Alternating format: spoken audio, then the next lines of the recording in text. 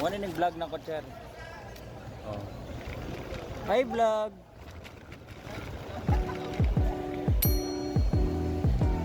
Hello, vlog. Today we are here and we are going to Manila. Sheesh! So na yun, nandito na po tayo at nakasakay na po tayo sa aeroplano dito sa Cebu Pacific. At ayan na po si Teacher Jen sa tabi lang namin at nandun sa kabila po yung iba pa naming classmates. Ako ay swerte dahil nasa window seat ako ng airplane at makikita niya po ang ating mga idol natin dyan ng mga precautionary measures, and ito po ay paghihintay sa aming flight paalis at babay po papakibs. At na yun, paalis na po kami at papunta na po kami sa Manila.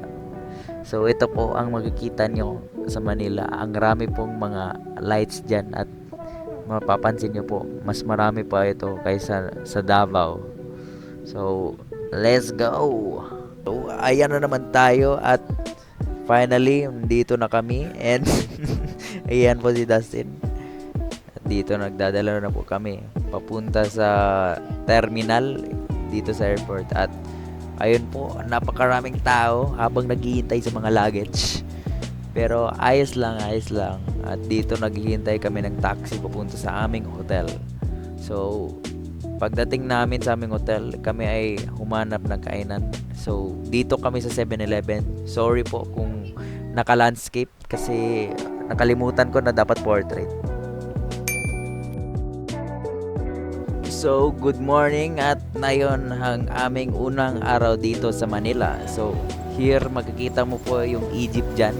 And kami ay nakasakay lang ng tricycle papunta sa Intramuros. Dito, ang una namin pinuntahan ang Luneta Park. Dito lang sa Intramuros. Kaya, pakinggan nyo naman ang ambience dito. Very calming.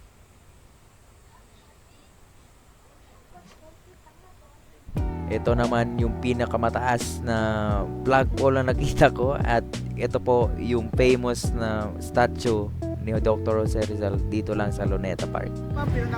Kaya pagkatapos nito ay papunta na po kami sa Manila Cathedral Church na medyo matagal na at pagpasok namin meron pong kasal na ganap.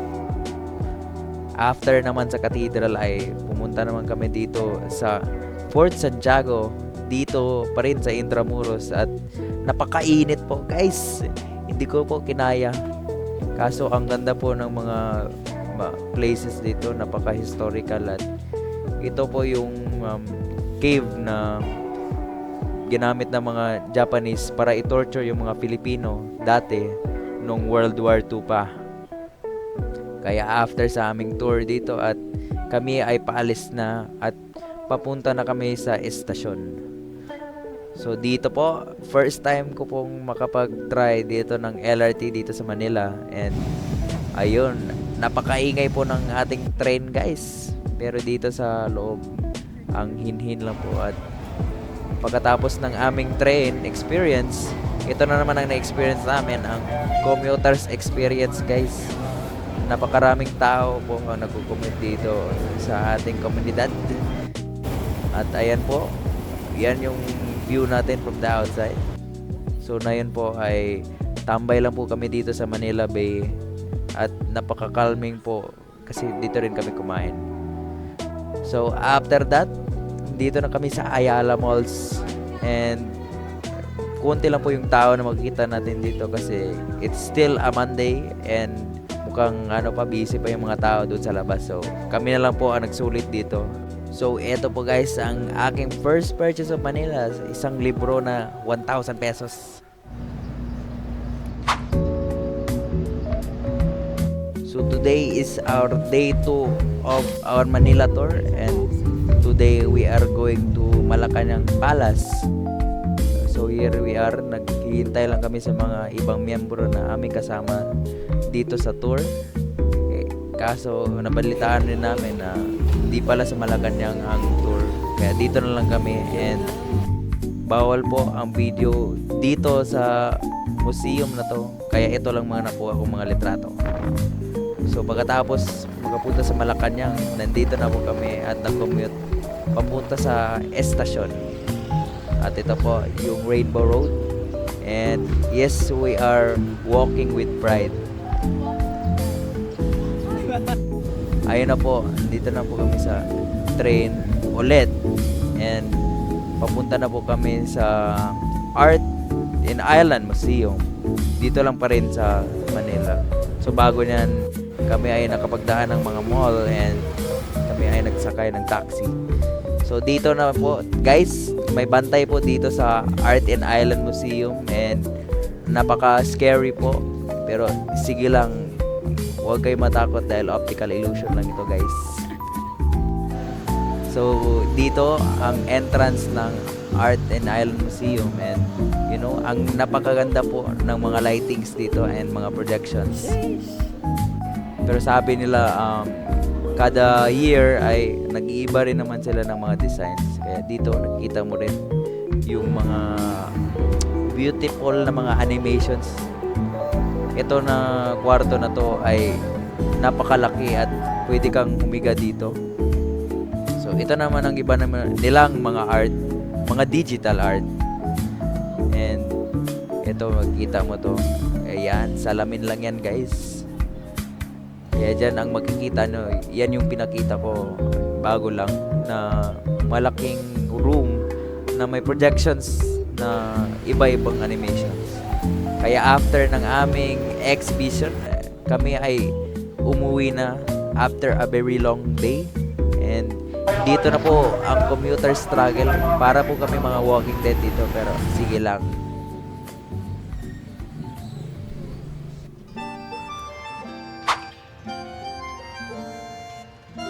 Is our day 3 of the Manila experience, and today napakamalayo po ng lugar na aming puntahan, and it is Antipolo City.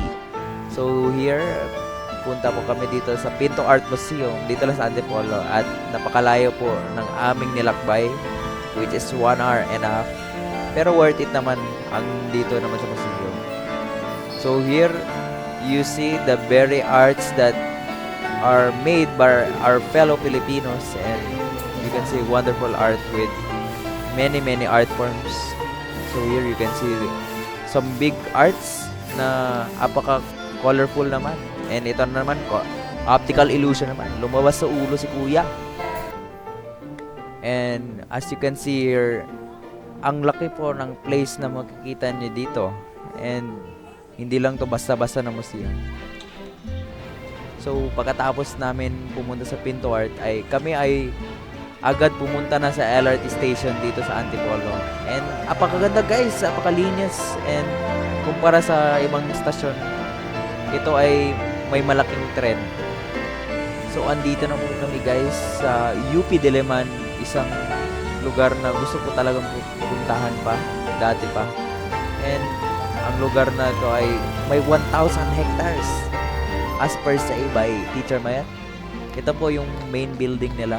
At ito po na statue ang pinaka-famous na dinadayo ng mga tao dito. So ito naman ang Sunken Garden.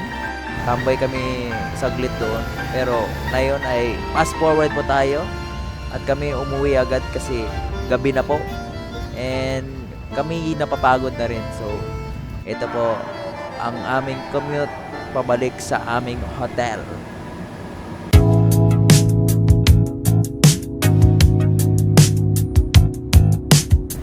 So this is day 4 ng aming Manila tour, and today is an exciting day dahil papunta po kami ng BGC, pare.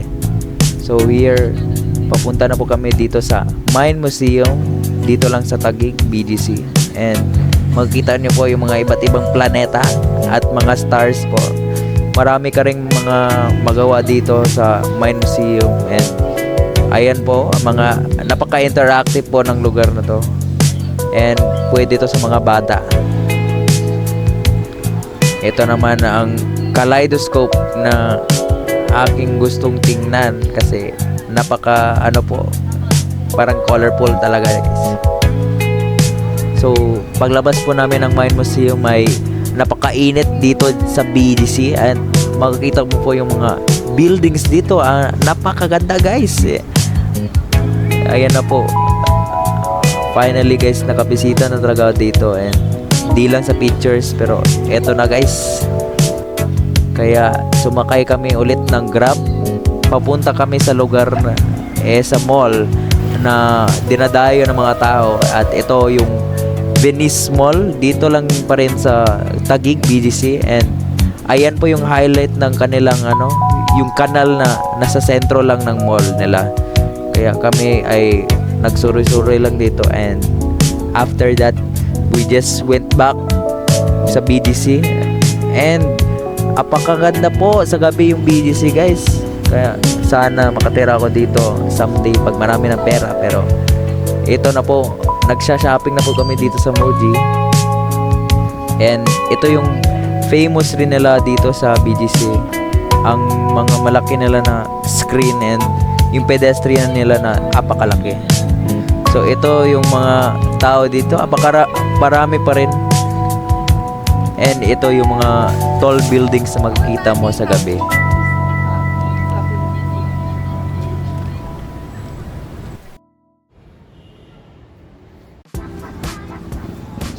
So this is day 5 of our Manila tour, and ngayon po ay papunta po kami ng Divisoria. And di naman masyadong mataas ang araw na to dahil kami lang ay puro shopping lang, and ayan po, makikita niyo po ang rami pong gamit, napakamura po, and maraming budol po guys. Kaya wala ako nakapag-video at dumiretso na lang ako mag-video para magkain guys. Ang rami ko pong nagasto, kaya nasasad naman ako, pero okay lang guys kasi worth it naman yung mga binili ko. So dito kita mo yung binili ng ating idol na si Dave Sandoval, and yes, ako rin, apakalaki rin ang aking dala. Kaya after ng aming shopping ay diretso na kaming umuwi, at nagpahinga kami agad kasi napaka talaga. Pero dito naman ay nag-take pictures at video na lang kami dito sa hotel namin. So this is day 6, and it is our final day here on the Manila, and ito po yung mga videos na nakuha ko dito sa National Museum na wala namin napuntahan nung Monday pa. Kaya ito lang ang mga videos na nakuha ko dahil bawal pa po ang mga video sa iba't ibang art, kaya hallway na lang po tayo. And ito po, kami ay nag-change hotel kasi na-reschedule yung flight namin. Kaya naghanap kami kung asan mag-stay. At dito po yun sa Pasay Central. And dito po, meron po silang rooftop dito na apakaganda po tignan. And after this, ay pumunta kami agad sa MOA para magsuroy-suroy, and because it's the last day. So, ayun na po yung aming ginawa. With Dave Sandoval ulit, kami ay nag-carousel kasi kami ay mga big boys na. And after that, kumain po kami dito sa food hall dito sa MOA, which is ang grabe pong tao dahil Friday na po. And dito makikita nyo po yung MOA Arena, and wala po masyadong tao, pero dito na kami sa IKEA, and meron po silang coffee shop dito na apakaganda. And dito makikita nyo yung mga produkto na makikita sa IKEA, para rin siyang SNR, no? Ayan na po, isang montage ng ating mga makikita sa IKEA. Kami naman ni Dane ay nawala dito, so napakatakot po na mag-isa lang pumunta dito, pero apaka worth it naman ang bibili. Dito naman yung elevator. Ito naman po si Kuya na nag-gangster lang dito sa labas. At ito na po yung namin, flight namin. Papunta na po kami ng airport para makapag-uwi na talaga sa Davao, at nakakapagod na po. Ito na po yung final days namin. And yes, pumipila na po kami finally. And dito po makita mo rin yung mga Davaoenos. So ayan na po, pagpasok pa lang sa aeroplano parang nakakatulog na. And here we are finally in Davao City guys. And it was a very long week for us, and I think nakapakatagal ang 7 days guys. Kaya next time bumisita naman kayo dito sa Manila. Pero 5 days lang kasi apakapagod. So, bye!